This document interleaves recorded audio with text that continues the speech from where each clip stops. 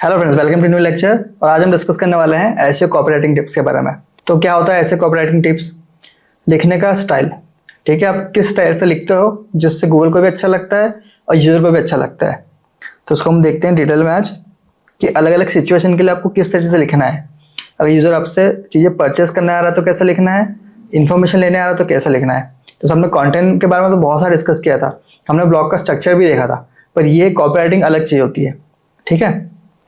जैसे कि कोई यूज़र आया, सर्च किया, उसने उसकी प्रॉब्लम को सोल्यूशन आपने दिया, थोड़ा सा प्रॉब्लम के बारे में भी बताना है, थोड़ा सा कुछ और डिस्कस करना है, उसको कन्वर्ट करने की कोशिश करना है आपकी सर्विसेज के लिए, ये होता है कॉपीराइटिंग, ठीक है। आपने बहुत सारे एग्जांपल देखे होंगे, जैसे कि कॉपीराइटर्स के लिए बहुत ज़्यादा हायरिंग होती है। लोग चाहते हैं कि उनका कंटेंट इस तरह से लिखा जाए कि यूज़र उसको पढ़ के कन्वर्ट हो जाए जल्दी से, ठीक है। तो स्टार्ट करते हैं। कॉपीराइटिंग इंपॉर्टेंट क्यों होता है? अब ले देखिए, एक ही चीज़ होती है, सर्च इंजन विजिबिलिटी। अब हमको एट द एंड तो ये सर्च इंजन विजिबिलिटी के लिए वर्क करना है, ठीक है। तो अगर आप कॉपीराइटिंग अच्छे से करोगे तो गूगल है उसको भी समझ में आएगा कि आपने क्या लिखा है, यूज़र को भी समझ में आएगा, करेक्ट। क्या होगा? रैंक होगा, वो जिस तरह से लिखोगे कंटेंट उस तरह से वो रैंक होगा, करेक्ट। अब कॉपीराइटिंग से ये होता है कि अच्छा कंटेंट लिखोगे, कंटेंट तो खैर आप अच्छा ही लिखोगे, पर लिखने का तरीका, क्या पहले लिख रहे हो क्या बाद में लिख रहे हो, वो इंपॉर्टेंट करता है। उससे क्या होगा? एंगेजमेंट बढ़ेगा। जब एंगेजमेंट बढ़ेगा, लोग पढ़ेंगे उसको, स्क्रॉल होगा, एक्शन लेंगे, ये सब चीज़ें कॉपीराइटिंग के अंदर आती है। Better conversion, leads, demo booking, purchase सब आएगा। कि तो आएगा से, अगर एंगेजमेंट आएगा तो कन्वर्जन भी आएगा उसके अंदर। वॉइस एंड स्निपेट फ्रेंडली, ठीक, वॉइस सर्चिंग बढ़ेगी उसकी। अगर स्टेप बाय स्टेप कंटेंट लिखा होगा सिचुएशन के अकॉर्डिंग तो क्या होगा? वो फीचर में भी शो करेगा। वो इसमें श्योर नहीं होता गूगल के आपका शो करे ही करे, क्योंकि हर कोई वर्क करता है। अब जिसका उसको अच्छा लगता है उसके हिसाब से ही शो करता है ना। इसके लिए मैं श्योर नहीं हूँ कि स्निपेट प्रॉपर यूज करने के बाद भी वो दिखेगा। मतलब आप खुद भी श्योर नहीं कर सकते कि आपने कंटेंट लिख दिया गूगल के स्निपेट के लिए तो वो शो करने लग जाएगा, ठीक है। अब कुछ ऐसे प्रिंसिपल्स होते हैं जिसको आपको ध्यान रखना है। अब जब भी आप कंटेंट जनरेट करेंगे किसी भी एआई टूल से करेंगे तो आपको इस चीज़ का ध्यान रखना है कि एसईओ कॉपीराइटिंग प्रिंसिपल्स को फॉलो करने के लिए उसको इंस्ट्रक्शन देना है। जब आप ये करोगे तो प्रॉपर कंटेंट आपका निकल के आएगा, एक स्टेप और आगे आप पहुंच जाओगे कंटेंट राइटिंग में, ठीक है। तो क्या बोला इसने? सबसे पहले right for human first. Google के लिए बाद में लिखना है, पहले ह्यूमन के लिए लिखना है जो एक्चुअल में आपके कंटेंट को पढ़ने आ रहा है, ठीक है। Start with user pain point. अब इसका क्या मतलब है? इसका मतलब यह है कि मान लो कोई एक एज ए स्टूडेंट, कोई स्टूडेंट आपकी वेबसाइट पे आया, उसका जो कीवर्ड था, उसका कीवर्ड था ये गेट सिलेबस, ठीक है। गेट सिलेबस उसका कीवर्ड है, उसने सर्च किया गूगल पे। अब सबसे पहले तो उनकी मेन वेबसाइट आ गई गेट वालों की, 2026 में गेट 2026 की वेबसाइट आ गई। फर्स्ट रैंक उनकी ही होती है हमेशा, ठीक है, ऑफिशियल वेबसाइट है। मान लो सेकंड पे आपके आ गई, सेकंड पे आपकी वेबसाइट आ गई। अब यूजर ने सर्च किया, आपकी वेबसाइट आ गई, वो एंटर करके अंदर सिलेबस के बारे में जानना चाह रहा है, पर वो ये नहीं श्योर था कि वो सिलेबस किस चीज़ का चाह रहा है। उसने लिख दिया गेट सिलेबस और आपकी वेबसाइट रैंक भी हो गई। ये पूरा जेनरिक कीवर्ड है, आपकी वेबसाइट रैंक है ना, तो आपके पेज पे आ गया। और यहाँ पे आपको उसको बताना पड़ेगा। अब आपको क्या करना पड़ेगा? अगर जेनरिक कीवर्ड पे वर्क करना है तो आपको सारे स्ट्रीम के लिए वर्क करना पड़ेगा, जैसे GATE computer science, electronics, civil, सभी ब्रांच के लिए वर्क कर रहे हो, जितने भी है। तो यहाँ पे आप डाल दो एक चूज योर स्ट्रीम। वो आया, उसका कंप्यूटर साइंस था तो उसने इस पर क्लिक कर दिया, कंप्यूटर साइंस पे, ठीक है। यहीं पे आपने डायरेक्ट उसको, जैसे उसने क्लिक किया ना टैब पे, यहीं खुल गया उसका पूरा सिलेबस कंप्यूटर साइंस का स्ट्रक्चर्ड वे में। अब गूगल को इतना पता है कि गेट सिलेबस डाला है तो ये पर्सन ऐसा है जिसके पास पूरा इसका सॉल्यूशन है, A to Z, CSE, E, civil, सबके बारे में इसके पास सिलेबस अवेलेबल है। तो उसने जैसे सीएसई पे क्लिक किया ना तो पूरा अकॉर्डिंग बना रखा था उसने, अकॉर्डिंग समझते हो, इस तरह से अलग अलग टैब बना रखे थे उसने, अकॉर्डिंग टैब। क्लिक किया तो पूरा सिलेबस इसका खुल गया। जब वो सिविल पे क्लिक करेगा यहाँ पे तो फिर ये हट जाएगा और सिविल वाला खुल जाएगा। इस तरह से होता है अकॉर्डिंग टैब, ओके। तो जैसे उसने CSCP क्लिक किया तो यहाँ पे सारा उसका सिलेबस आ गया प्रॉपर। अब उसने सिलेबस का थोड़ा सा कुछ लिखने का स्टाइल उसके प्रॉब्लम के लिए समझा कि क्यों चाह रहा है सिलेबस, है ना। फिर गेट का एग्जाम पैटर्न थोड़ा सा बता दिया, सब्जेक्ट बता दिए, फिर उसके नीचे कौन से सब्जेक्ट से कितने नंबर के एक्सपेक्टेड क्वेश्चन आते हैं, कितने मार्क्स का पेपर होता है, 100 मार्क्स का होता है, जिसमें जो 65 मार्क्स होते हैं वो क्या होते हैं, नॉर्मल सब्जेक्ट के होते हैं, 35 मार्क्स जो होते हैं एप्टीट्यूड के होते हैं। इस तरीके से उसने एग्जाम के अकॉर्डिंग बता दिया, ठीक है।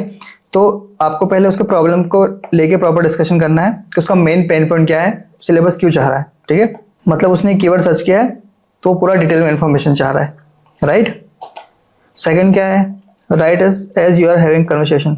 हाँ ठीक है, उससे इस तरह से ब्लॉग लिखना है कि आप उससे बात कर रहे हो एकदम नॉर्मल लैंग्वेज में, जिससे वो पढ़ के उसको ऐसा लगे जैसे नॉवेल पढ़ता है ना, नॉवेलिस्ट कैसा होते हैं, कैसा लिखते हैं, अपन पढ़ने में ऐसा मग्न हो जाते हैं कि अपने को कोई चीज़ का ध्यान नहीं रहता। तो ब्लॉग भी इस तरह से हमको लिखना है, कोई भी ब्लॉग अपने को इसी तरह से लिखना है कि जब कोई स्टार्ट करे ना तो प्रॉपर पढ़ते जाए आपके ब्लॉग को, वो हट के ना जाए, बाउंस ना हो, ठीक है। ऐसे वर्ड्स आपको यूज़ नहीं करना है जो बहुत ही कठिन हो, टेक्निक वर्ड ज़्यादा यूज़ नहीं करना है।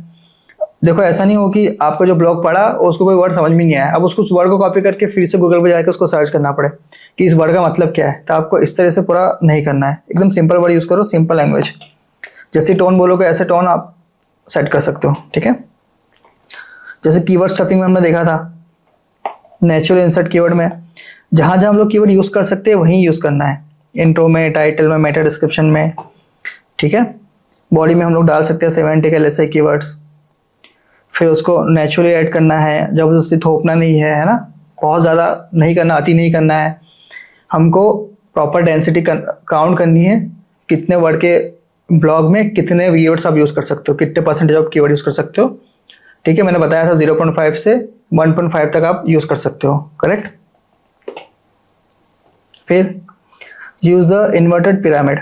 क्या मतलब इसका, इसका मतलब है इन्वर्टेड पिरामिड, ये होता है इन्वर्टेड पिरामिड। उसके 3 सेक्शन होंगे, जैसे कि कोई भी ब्लॉगर लिखते हो, कोई भी कंटेंट लिखते हो तो उस तरह से हमको लिखना है। तो यहाँ पे सबसे पहले दोगे आप मोस्ट न्यूज वर्दी इन्फो।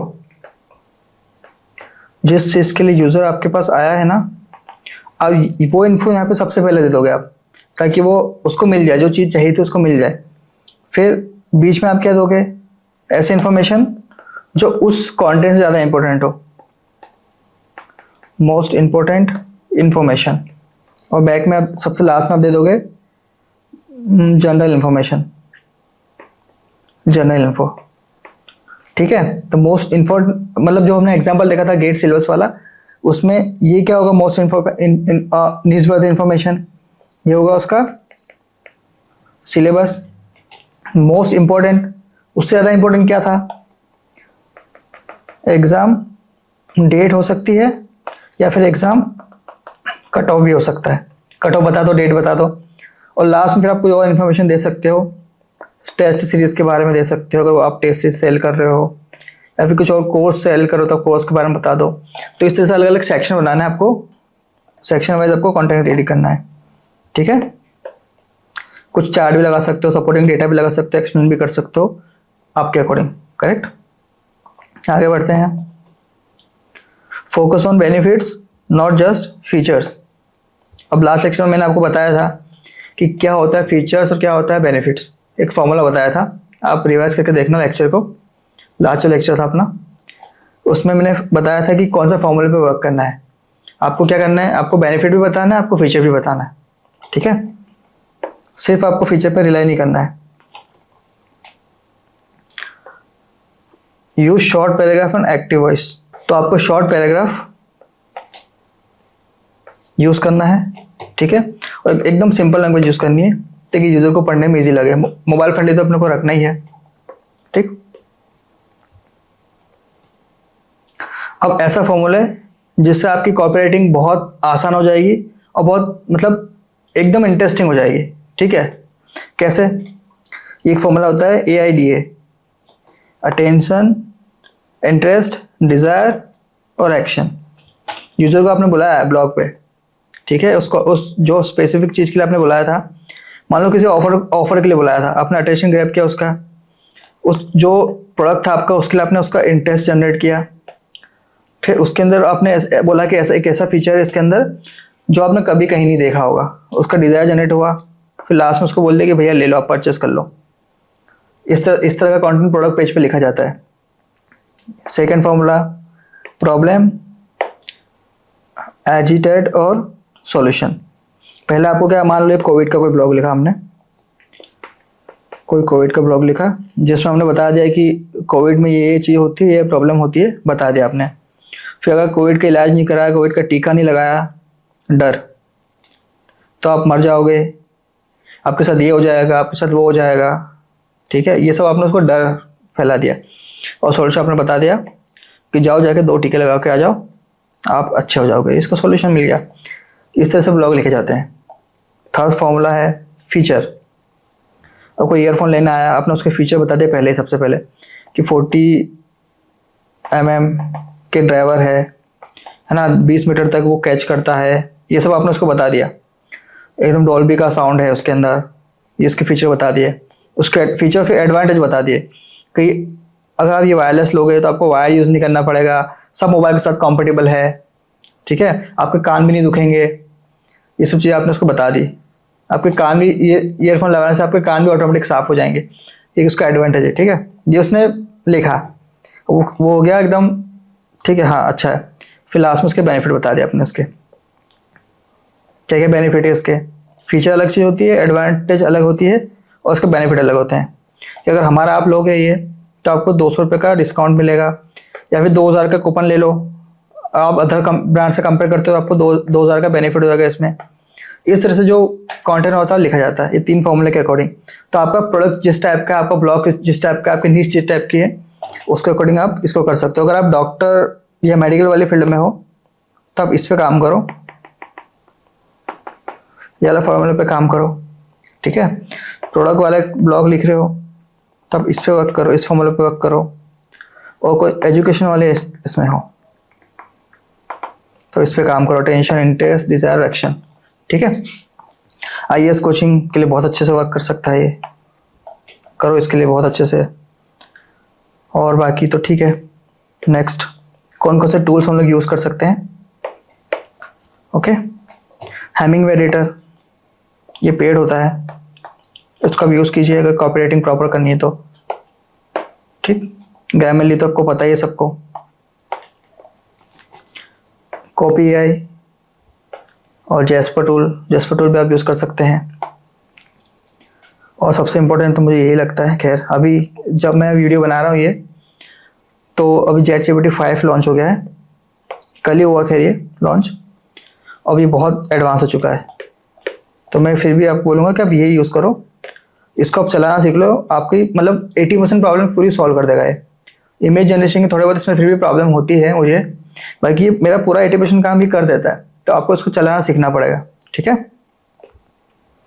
तो आई थिंक आपको समझ में आ गया होगा कॉपीराइटिंग क्या होती है, कौन कौन से फॉर्मूले पे हमको वर्क करना है, ठीक है। तो मिलते हैं नेक्स्ट लेक्चर में, थैंक यू वेरी मच।